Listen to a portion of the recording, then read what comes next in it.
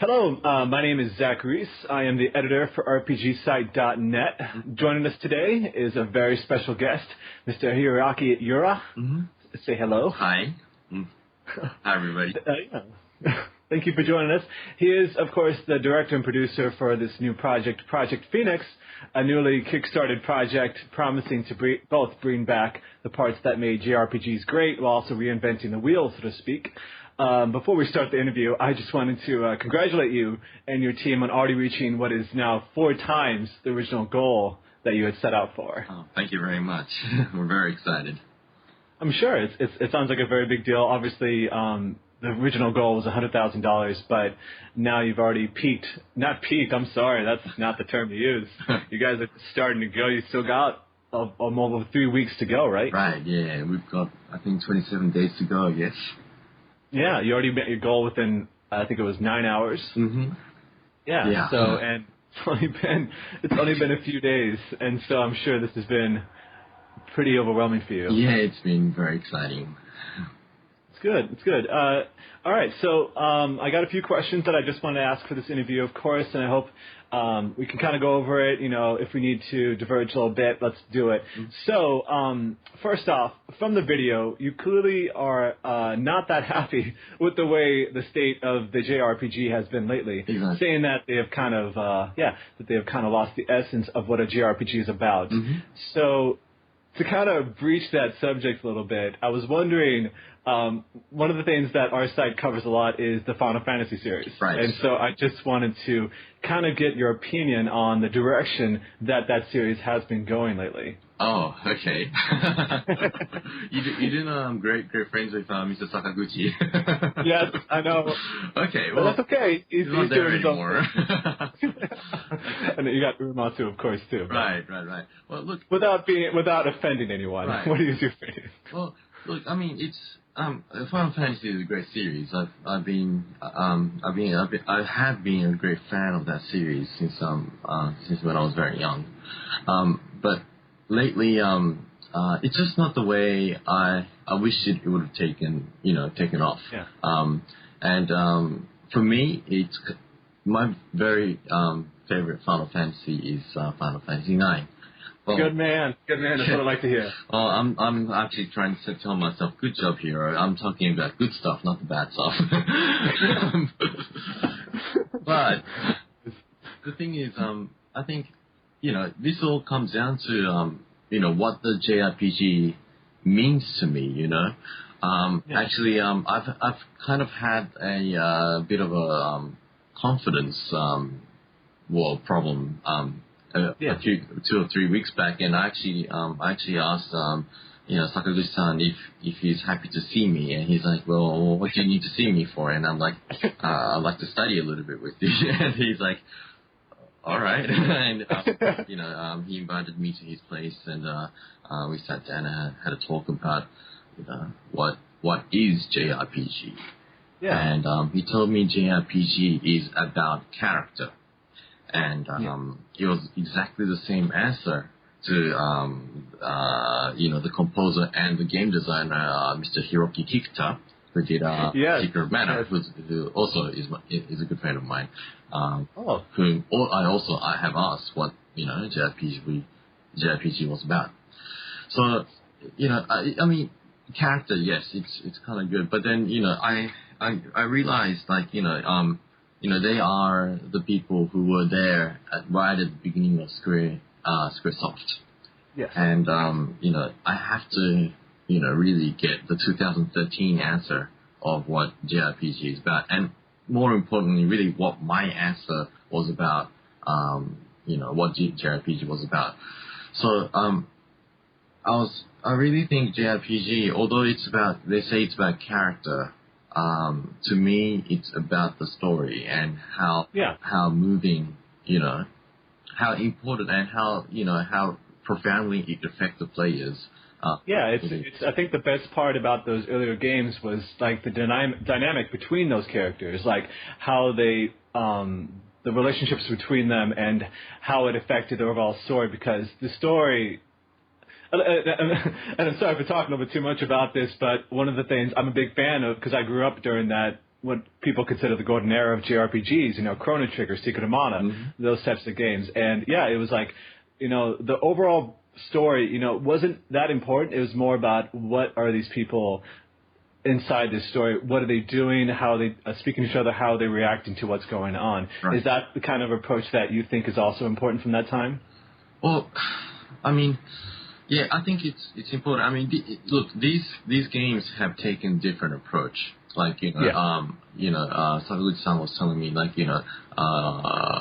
for, Chrono Cross or Chrono Trigger, it's like, it's not like, it's about how much they've been speaking, how much the main character speaks, which is, not hell of a lot. Surge and Chrono, I don't think you got a word out of Chrono at all. Yeah, exactly. And unless you did one of the endings or something, I think there was some talk, but that was it. Right. But it's not, and it's nearly kind of like a Western RPG where, I mean, Western RPG, they kind of talk, but yeah, they all say the same thing, but you're supposed to be unique, right? So, yeah. I really don't find the appeal. I mean, I do like Western RPGs, but, don't get me wrong, but I just don't find the same kind of appeal I have with the JRPGs.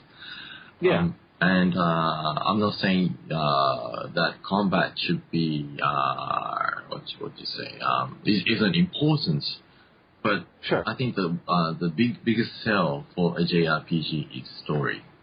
Yes, I totally agree with that. Now, this JRPG project, Project Phoenix, is really not about JRPG for Japanese fans.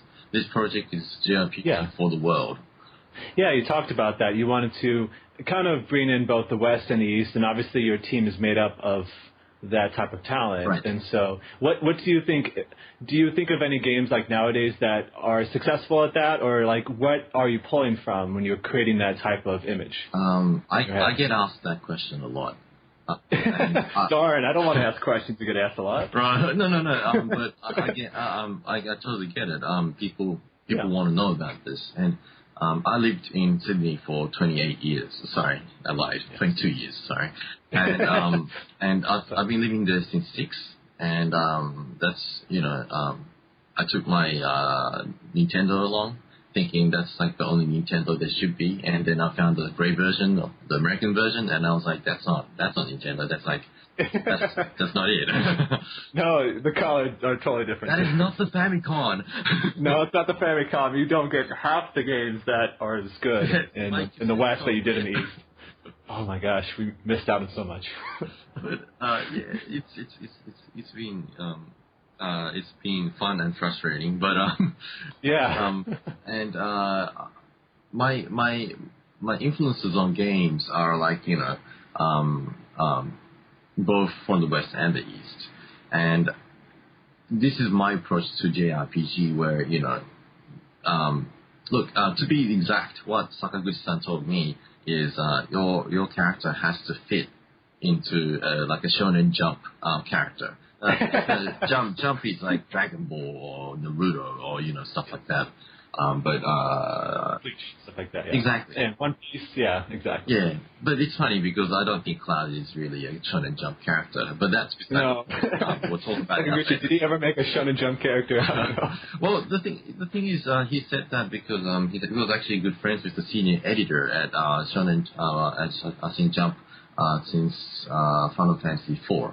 And Akira Toriyama, of course, designed the characters for Chrono Trigger. So. Exactly. Yeah. So I was really amazed and very interested in him talking about what happened with the the stories. But I was like, this is not the right approach if I want to make a story which is for the audience for the world, really. What's going on? Yeah. Is there an Ouroboros around there somewhere? Someone, a motorcycle. This is what happens when you're right next to a heavy amount of traffic, so I'll try to get rid of that later. But yeah, so that's also what I was kind of wondering, because of course you are a very talented composer who's done orchestrated a lot of different soundtracks. Right. I mentioned like Diablo 3 and Soul Calibur 5 and stuff like that. And so you kind of started to answer the question I was going to ask, was that obviously you're, to put it another way, is that you're kind of unproven in the role of a lead game director, producer, and also you have a lead game designer who formerly worked as a QA analyst on LA Noire that's come to that role. And of course, I've known plenty of QA analysts that have become successful developers. So leading a group of talented people, are you doing a lot of that? Are you kind of going around to your friends in the business to learn about that? And what do you think, how you can convince people that you're the right person to lead this charge? Not to sound like a job interview, but okay. No, that's a very fair question. Look, let me totally answer the question before I get to that. And the answer is because I've been influenced a lot by the West and the East, so to speak. I feel it's very important that I designed this video game in a way that satisfies my upbringing, sort of thing. Yeah. Your passion. Yeah. So I'm Japanese. I'm brought up in Sydney, which is basically the West. Not so drastically different to to North America. And the thing is, what makes Japan Japan and what makes the West West is basically comes down to kind of, in general, functionality for the West and reasoning, and crazy but awesome design from Japan. So over the top. Yeah, exactly. Japan, they don't really care about the reasoning or the functionality. As long as it's cool, it's fine. Let's do that. It's like how Sakaguchi-san said, you have to have like awesome character that really draws you in, and the world drops everywhere around him. The story drops everywhere around him. Everything gets made from the character. It's not really about the world. And to me, that sounds weird because no, it's fine. That I'm not criticizing the way it should be made, but sure. If I'm making the game, I want to have a proper world that's believable, and that's that people can relate to, and and then have a character that's created from the world, but who lives and thrives in the world, which makes it more believable, I guess, and that's really important to me. Unless I can achieve that, I think I have failed. So we're really working hard to making that work and making it an awesome story, as some of the Final Fantasies have been. Yeah, and I think that's important, is that people remember the characters a lot more than the story in those games. It wasn't so much about like what exactly was going on. I mean, of course, like in Chrono Trigger, they remember Lavos and what he was doing to the world, but it was also like the fate of Chrono and his team. Right. And same with the Final Fantasy, with like Final Fantasy VI. It was Kefka, who was who was the most craziest evil person that has ever existed in video games. And yeah, like either Secret of Mana or Earthbound or any of those games, it's like the characters and how they move with each other. Right. And so it seems like you're trying to hone in on that, it sounds like? Yeah, that's right, yeah. I don't want to really talk about the bad guy in our games yet. But that's part of my functionality side. It's going to ruin the story, so I really don't want to talk. Yeah, it hinges on the bad guy. You got the good and the bad. Yeah. But these are the type of stuff that I want to talk about. The bad not really being bad. What may seem to be the bad guy not really being the bad guy, so to speak. Yeah. But at the same time, I want to take the Ghibli approach as well. The Studio Ghibli animation and the differences between Disney and Disney's, let's say. And what are the differences is that Ghibli, what may seem is not what it is really, whereas it's not paper thin. Whereas Disney is very clear cut. If you usually see a bad guy, he's probably the bad guy. Yeah, the princess is always the good person. Then you see someone who's shrouded in shadow and darkness is the bad guy, clearly. Yeah. And I think I agree with you. Is that a lot of games, JRPGs nowadays, I guess you should say games nowadays, is that it's very black and white. Who's the good guy and who's the bad guy? It's gotten into the depth, like with Final Fantasy VII, where Cloud started off as the normal hero, and then obviously later on becomes way more than that. So Yeah. is that what's kind of inspiring you? Is that the type of games you're drawing from then? Yeah. Kind of, but also I'm kind of drawn in from the story from Warcraft as well. That's actually what I was going to bring up, is that it seems like some of the game design elements seem to draw a little bit from Warcraft, where it's an RPG but it has strategy elements in it. Are you also looking at those games too, it sounds like? Yes, I am, absolutely. That's not just in terms of gameplay as well, but also the story aspects of it. Now, I really think, I really don't like the Tolkien-esque approach. You don't? Yeah, I actually don't. In terms of, look, I love the world of Tolkien. I'm a big fan. My engineer has worked on, the trilogy, the movie itself, and it's Standard engineer. Yes, he did. He's a very decorated composer. Yes. Yes, I've heard a lot about him. Yeah, John Kurlander. We're very honored to have him with us. But it's just in terms of the movie. The story was made in an era where the East was so exotic, and people weren't too concerned about being, let's say, racist, because they didn't know anyone. They weren't really, I guess, friends with you can't just call up Japan and you say what's up on Skype. So I think we've had some differences. But now guy in college just writing stuff. Yes. Exactly. But now it's like it's really international, and we understand. We're all the same, and we're humans, and so a lot of the Rings trilogy it hinged on a lot of racism and not really understanding how the world really worked.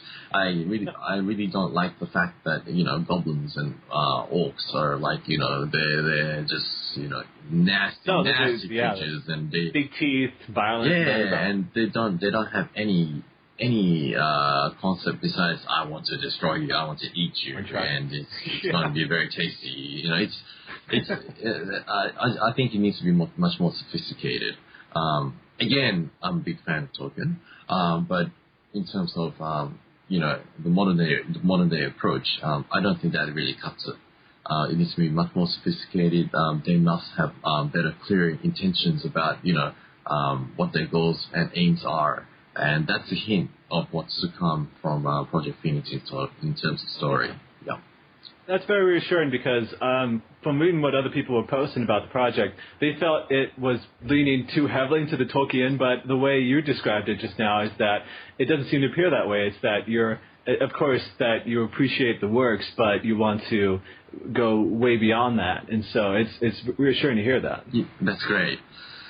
Okay, yeah. I haven't dodged a question about my job interview, about my team. And oh, good, you brought it back. I almost forgot. Look, because I really understand both sides of the game development, and I have been to places like Blizzard, and they've shown me I've seen non public release stuff. And it's not like I've made it or anything, but I've experienced a lot of the back-end stuff, and I do talk to a lot of I sit down with the producer from Valkyria, and really talk about stuff. Good place to draw from. I love that game. Yeah, exactly. And let's talk about a game that influenced both Western and Eastern, Valkyria Chronicles. Yes, exactly. So it's look, I'm really not a lot different from the guys who made a lot of these games. It really comes down to passion, Valkyria Chronicles. It has been works for years before they got greenlit within the company. So it's all about that, and it's all about the passion that really drives us. And the team I have they have my full respect. and I trust them in what they need, what they do. Paul Smith, I'll be very honest, he's actually a classmate of mine.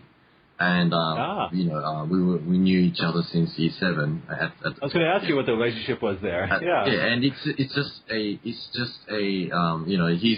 he's also a game writer for. He used to be review at a local magazine, and called, I think it was Hyper and stuff like that.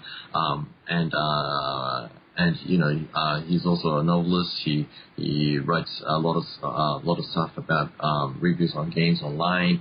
He makes indie games, and then he was finally in the team doing QA at LA Noire. So yes. And we talk a lot about he's a big fan of Japanese RPGs, and he understands where we think that it fails in driving the actual goodness of JRPG. Yeah. And we also know what's so good about the West as well. Sure. And we want to put those two together. And he really comes from the same place I do as well, because he really plays Japanese RPGs. I was going to say, like, if you spend hundreds of hours playing Japanese RPGs, I think it's that if you're busy working on them, you kind of get too focused in on, I don't know if it's that you don't get the proper direction to be more independent about the way you make a game, but I think it's, I agree. I think it's that if you're passionate about the project and that you still, if you understand where things went wrong, that should be enough, right? Right. Exactly. Yeah. So that's one. And as for me, like I video game a lot. Like people say, you can't know what video games are about because I'm a musician and everything. Yes, I was a musician. Well, I still am. I'm not a composer, by the way. I'm a music director, and yes. I participated in making up the game the music side of the video games, but I don't really. You sat in the director's chair. Yeah, exactly. I sit on the director's chair, and when my people do all the jobs, I play StarCraft. So, no, I'm serious. Sometimes I really don't have anything to do. You got it down to the macros, and you got your finger clicking button going. Exactly, and I press escape when my engineer asks me, so how was that? And I'm like, oh, can you play that again, please? But all jokes aside, really, I understand the intricacies of both development. I am a gamer myself. I used to be a very high-end guild for World of Warcraft, and I must boast that my DPS was within the top 10 ranking on not just our battle group or our server, but also the world ranking. And people are going to look that up now. They're going to find out. As a Retribution Paladin. So, I'm pretty proud of that myself. I'm also an avid PvPer, not just on Warcraft, but, for Dota as well. And for, I play first-person shooters. I love Gears of War, which is TPS. Look, I love video games. You clearly have a broad appreciation, and that's I can sympathize. I can agree with you on that. Is that it's like it's important not to just be about JRPGs. Is that you have to also find out how these other genres gained appeal and where JRPGs can grow. Exactly. So that's where I'm coming from. Is that what I'm trying to impress upon you guys is that I am a what would you call it, hardcore type of gamer. I go to the extent of dissecting game mechanics and design. Like for example, you have to do that for World of Warcraft when you're in a high-end gear. Yeah. We usually down bosses really fast, and we usually get server first. And that's a lot due to raid leaders who are very diligent in their work. But also, it's not like I don't think. I know I can't imagine. I've never been one to lead the charge. I played a lot of Final Fantasy XI, and so I played years of that, so I can understand like I won't be the one to lead the charge. I'm more about the support role. Right. And so just to understand, doing that much math to work, especially with a large group of people, like you're talking about 3 or 4 large groups to get banding together. So Right, exactly. So I really understand how mechanics work and what makes everything fun. A mechanic into JRPGs, which brings me to the next point. Why a RTS? yes, I was going to wonder. It's like that's actually what I was going to lead into. Is that this serves as more of a hybrid. What brought you to implement RTS elements into what was a JRPG as well? Okay, I want to really not fix you. I want to warn you about a JRPG. JRPG doesn't really have a fixed mechanic. Of course, the turn-based system, which started with Dragon Quest, has been very popular. But there's many types of JRPGs, and I really believe that JRPGs hinges on the story and the storytelling aspect. I really think JRPG is really about like a musical or an opera, so to speak. They are trying to tell you the story. The good thing is you get to play a story which is very linear, but basically it's like you get to see a movie except you get to control the characters a bit. That's what JRPG is about. And but the thing is, we need to make sure that controlling the character bit must be really, really fun. And I had the most fun when I was playing Warcraft and Starcraft. Those small team missions. You don't get to build your barrack, which is phew. I love that. I hate being a project manager. Actually, I hate clicking. I hate clicking so much. Wow. Yeah, you're playing StarCraft and you're not a fan of clicking. Yeah, it's just like I love StarCraft, the concept of it, except I hate micromanagement, or I hate tediousness. Yeah, I hate being a project manager. Like, I don't want to be in charge of friggin' like collecting crystals or Vespine or out of Vespine gas. You need build. All about the economy. Yeah, I'm a bloody commander. I'm not a project manager. Meathead. You want to beat things up. Yeah, exactly. And I want to talk like Titus and be exactly headbutt Zack in the face or something.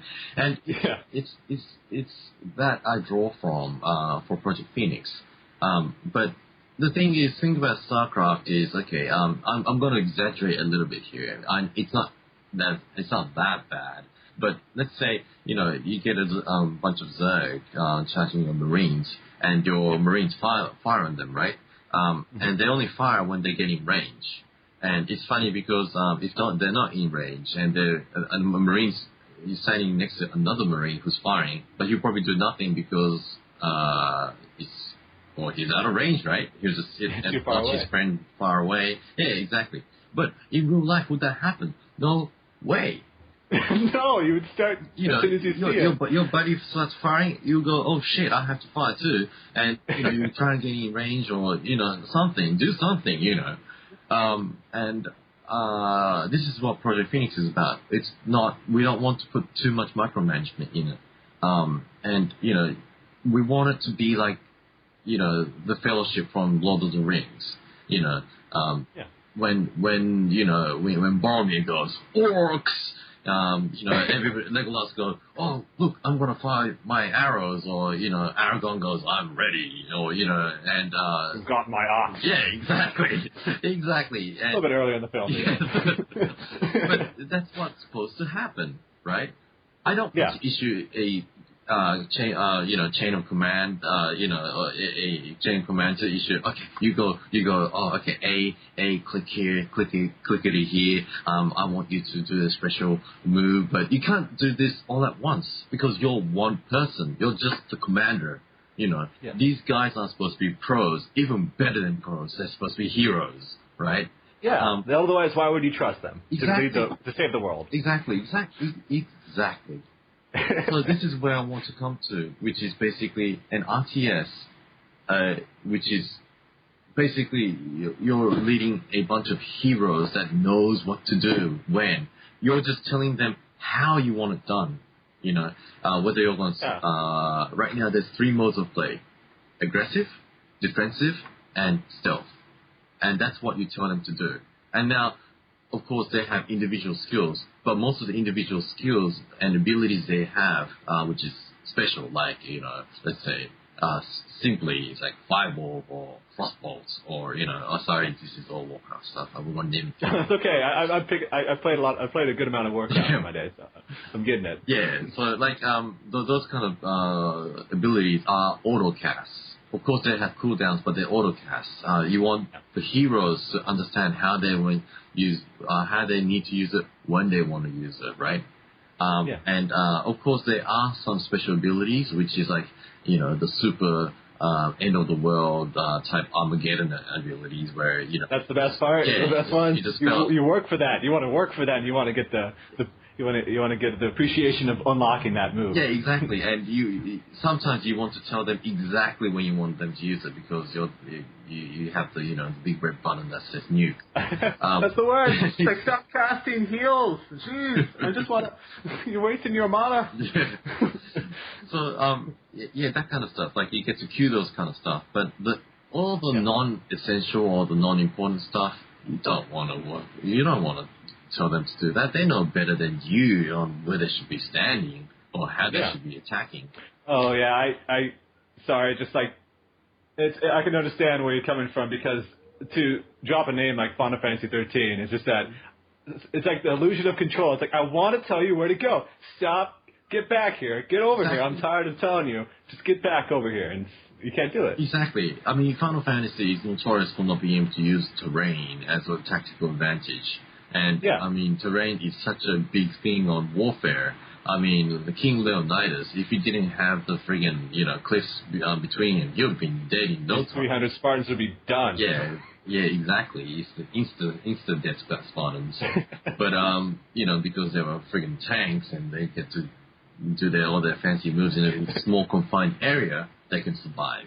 And it comes down to that. You have basically 7 or 8 people that you can control at once in a battlefield, and you have hundreds of enemies, and you have to get through them all. Now, these guys are gonna be friggin' awesome. These guys will friggin' carve through shit, and these guys will put arrows to the face, friggin' shield bash a couple of people at a time, and they'll kill people by just shield bashing. Explosions everywhere. Yeah, friggin' they'll be fire heroes basically. And you get to, it's like, cookie cutter stuff, it's great. But they will die if 100 of them just charge in at once. They'll just get swamped, and they can't, they won't be able to do anything unless you use some super abilities that mow everyone down at once. But one guy taking out a dozen or dozens and dozens of people. Yeah, but you can only use that a certain amount of times, right? So and you have cooldowns on those abilities, so you have to use it carefully. And what I'm actually appreciative of the conversation we just had is that it's good to hear that you're focusing a lot on the gameplay mechanics. I think that's something that some of the JRPGs lately have been kind of forgetting a little bit, is that it's a lot more style over substance. Mm-hmm. And so I'm glad you're honing in on what exactly you think that JRPGs, I keep using JRPGs, I played a lot of E's and Legend of Heroes. I know that there can be a lot more than just like your traditional style. It's like hybrids, controlling, running into characters and slashing them with your sword and stuff like that. Right. So I get it. But I think that's what's also been missing in RPGs in general, Western RPGs too, is just that it's a very disorganized, it feels very messy at times playing those types of games, and so to be able to control each character individually, but also is not to get into specifics, because I know obviously this is a very fluid point for the game, is that you're talking about controlling these characters. Is it that you control each individually, or you can also control them as a group, or you can kind of control them as squads, basically. So you put 8 people into, as however many squads you want to, and you control squads and how they behave.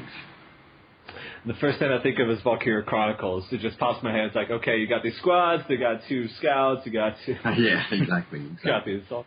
So. All right, so now that you've well past your original Kickstarter goal, and of course the 3D modeling team, I bet they're very happy that they got the funds that they need to develop this game. Yep. And so now looking at a lot of these stretch goals, it's now starting to, looks like it's impacting the overall direction of the game. You're talking about like one of your goals is to create a very, completely explorable overworld, which is good to hear. I love me an overworld. Let's watch the next one. And I'm sure with the time you're probably going to have one hell of an overworld theme. Right. I think Kevin Peck and you got some great composers on your team that I'm excited about. Right. But what I am interested also in is that because this is more of a passion project, that you have all these different people working, spending their free time, and also, it's obviously they care about this as well, otherwise they wouldn't be doing it. Right. How are you keeping things under control in regards to things like quality control and timetables for this project? Right. I mean, well, I do run an orchestra, so I hope that explains everything.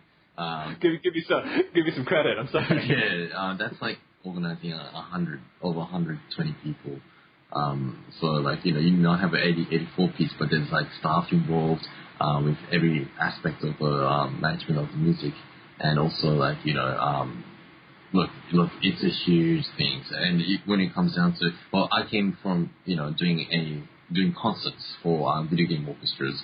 And that's even worse because then you have to manage people who's coming to the concert and the volunteers. Look, it's huge. It's running a 20-man team. This is so easy. Everybody here are pros, and they know what to do, and they know what to expect from me. And they know. Whereas in an orchestra, it's like, oh, where's my music? I just gave it to you like 5 minutes ago. Or like, a new volunteer will go, so where do these like, how do I herd these people in? And I'm like, oh, didn't you? He's been on break for 40 minutes. Where'd he go? Do you see that door over there? Yes, that's the entrance. It's really easy right now. But it's just that we just need to make sure that we stick to timetable. And so yes, sometimes we go over, or sometimes we actually finish earlier, and then we just have to adjust accordingly. We just have to think in advance, and that's not too hard. No. Yeah. So look, it's just a bunch of common sense, and I think it's all about honesty. Look, the budget is very. I actually take the budget very. Sorry, I'm starting to talk about budget because it's got to do with. No, I want to hear about the budget because you're starting at obviously $100,000 just for the 3D modeling team. So right. How's it like working with the budget, especially with this kind of group? Right. So look, I mean our group draws from people who are very successful already. So we don't really require, we're just going to split the profit at the end. So we don't really require a big fund. But because 3D modeling is not just about one person, but a bunch of people, Stefan really need to get his people paid. And that's why we started doing the Kickstarter. And so that was a problem with the budgeting. But in terms of the stretch goals and stuff like that, whatever we can, like, for example, right now all our music is synthesized. But if we can get enough money, we want to really, record a Matsu and the Eminence Symphony Orchestra with John Kurlander. And, that really costs a lot of money. I'm sure. And you would know. Yeah, it's funny because I was on the other side going, oh look, we need money to actually record maybe. So like, you can't just give us like, $10,000 and expect us to, move a whole orchestra. We'll eat through that in like 5 minutes. And no, you probably get like some local band or something like that. Right. But now I'm on the other side going, oh crap, I know how much this is really going to cost. How much I have to raise. So like, I just want to explain that, we're very conservative about our figures. We're going to make we don't promise easy stretch goals as as I've been told like some other Kickstarters do. And people may think, oh, these stretch goals are so far apart, this is so demoralizing and everything. But this is the truth. I know how it works. Realistic. This is very realistic. And I never ever promise something which is underestimated. This is obviously slightly overestimated. And the fact is, we could be charged up to 10% for Kickstarter. We could be taxed up to 30% from the United States. And the fact that we have to deliver pledges, and we want to make sure that people get awesome stuff. And after all that, we'll be lucky if there's 40% of what we get from Kickstarter remaining for the actual development of the game. And now you kind of understand how much our budget is. If we get 100,000, we only really have 40,000 to work with. If we get 400,000, we only really get 160,000 to work with. This is how we're working. So I hope. Yeah, there was actually some controversy not too long ago where they passed the Kickstarting goal, but the money that they earned was not enough, nowhere near enough what they needed. Yeah, that's because they didn't really calculate properly, conservatively, and underestimate maybe, how much it's going to cost. Underestimated by a grand degree. Look, I'm just generalizing what the Japanese characteristics are, and we tend not to oversay our abilities, and in terms of money too. This is where trust lies. And we don't really want to say, okay, we can all do this, and that for $100. We don't want to say that. We want to say, maybe we can do this for $100. And we want to overachieve after being given the funds to do so. Sure. I want to do the same with Kickstarter. We don't just want to go, we can do everything in the whole world. We can do multiplayer for $150,000, and then Ball's gonna kill me. Ball's gonna be like, what the hell, Hero? I'm gonna quit, and this is where everything falls apart. No, never ever will I do that. So these are lofty figures with very realistic explanations to what the stretch goals are. But I'm just trying to keep it real. That's good, and it's also that there's been teams that have been who kept expanding their scope at the end of a project. Exactly. That eventually they started another Kickstarter to get more money. So, it's good to hear that you're keeping things a reality check, to say the least, about where you're going with this project. And I think these are the kinds of words that a lot of people have been a lot of things that people have been asking, but that I'm glad that we're getting some answers about. Yeah. Obviously a lot of people are very focused on this. There's a lot of, of course, that there's a lot of hungry JRPG players, a lot of hungry RPG. Any game that, because the indie community has been growing at such a substantial rate that they know that they should focus their attention on this group to sort of lead the charge. So yeah, look, I'm glad. We're a bunch of no names, to be honest. And people will say, hey, but you've done this and that, and our PR team has been like, oh, we've done all of this and that, and we're all awesome. And I'm like, okay, I get told to read a script. But look, it's not really like that. That's why we've set it at 100,000. We're not confident that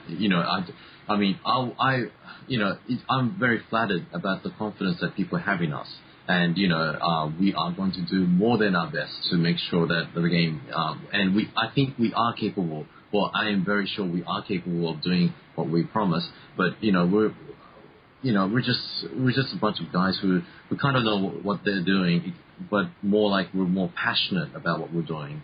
And it's like we only say we only need the bare minimum because we just want to prove to the world that our concept is going to work. It's really more about how Kickstarter, it's like, well, let's get money, and we've got $4 million to produce this huge game, and it's all awesome. But afterwards, we say, oh, we only guys, we gotta go. Do the half of the game, so let's sell this half and do everything later. I wonder what you're talking about. Yeah, but to me, it's like I think it's okay to be late. People are going to be upset if it's late. But what's good is you need to achieve what the goal of the game is about. And I think for us, it's not like we're going to be late, or I'm making a statement that it's okay, we're going to be a little bit late, But it's more like if I don't agree that the game is finished properly, I'm not going to release it because I have my staff is all about making sure and not being proud of what we make. Look, everybody is putting in the time. We are going to make something fantastic. We don't want to be ashamed of what our achievement within this game, and we're only gonna release it when it's actually really, really good. We've overestimated our schedule, but nothing. I don't know what's going to happen. Somebody might have something unfortunate happen, and touch wood. Hopefully that doesn't happen. But we have to take notice of these things. And what I'm trying to basically say is we're going to deliver the whole story to Marcus and his adventure and more, and to be able to exceed what people expect from us by giving a lot of content. And we're not. I hate the word download content, although all my people are saying people are okay with download content, but I really hate it. I love the Depends. Yeah, it depends. I don't want a true story downloadable content, please. That's right. Look, I really appreciate in the old school way of look, there's a cow level, or there's like cow level. Yeah. Oh, you just want to run around just beating up cows. Yeah, but this is an extra content that you don't really expect, or from a lot of old Japanese games where Easter eggs. Exactly. And I want to sell the game a full game, not parts of the game, or bits and pieces. Oh, I'm going to charge you for each episode, or how I think Japanese game market has gone down the hill. Well, not down the hill, but has changed in trends by going mobile and pay to win and stuff like that. I hate that stuff. I'm a gamer. I want my efforts to be rewarded with epic weapons and items and stuff, content. So we're going to see a Project Phoenix auto game coming out shortly, already. God. We can buy characters individually. We can buy tracks for the soundtrack separately. And then you have to pay for each friggin' hairstyle. No, we're not going to have that. Yeah. And 200 costumes in the market. And if we feel some of the contents were missing in the beginning, we're going to add it for free. We don't want people to pay for it. We're not like that. Look, we're well off. I live in Shibuya. Nobuo must live in one of the most expensive places in Japan. I can't tell you where he lives in, I guess. But well, I've heard. We're fine. We're well off. We eat well, and my son, who's 8 months old, can get enough food. Go to college. Yeah, and it's fine. We just want to make a good game, and we want to live up to our reputation and our standard. That's why you can trust us. We're not about making money. We're more like we're protecting or exceeding our reputation and doing something that nobody has ever done. And that's all there is about it. Well, and so it's a very refreshing thing that you are owning up to a lot of the expectations people have, and also to be fair, some of the questions people had, some of the I should say not quite criticisms, but more that they're trying to search you out, feel you out, and see where exactly you're coming from, since this is something new and something unexpected to be seeing a project like this unfold. So, well, with that, of course, I would like to thank our very special guest, Hiroaki Yura, for the great interview. We here at RPG Site, thank you. We here at our RPG Site look forward to seeing and hearing a lot more from Project Phoenix in the coming weeks, the coming months. And, of course, we wish you all the best with the game and the future endeavors. Thank you so much, Zack. It's been a pleasure, and I love RPGs. If you allow me to, I'll be talking forever. But look, me too. Look, I'm very open. I'm in terms of video game design, I'm very honest. So it's good to be. Ask any questions you want, and I hope I can answer them very well for you. And thanks again. It's been big pleasure, being able to talk to you about our game. Yeah, thank you very much for joining us, and maybe we'll have another discussion very soon. Thank you. Thank you very much.